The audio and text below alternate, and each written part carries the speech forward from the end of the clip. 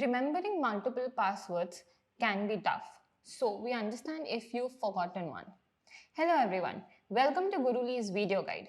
In today's video, we'll understand how you can reset your password on gurully.com in 5 easy steps. So let's get started. Step number 1. Click on the sign in button on the upper right corner of the screen. Step number 2.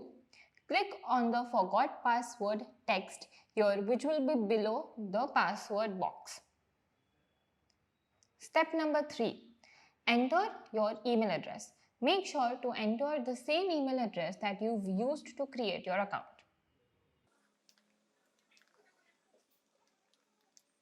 Once you've entered the email address, click on the Get OTP button. It will send an OTP to your email address. Step number 4. Go to your email address and copy the verification code from here.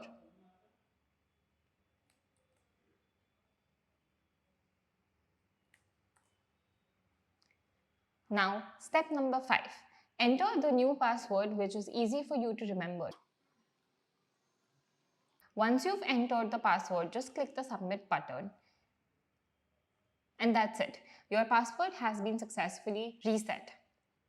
Now, you can easily log in to your account. Just enter the credentials and click on the sign in button.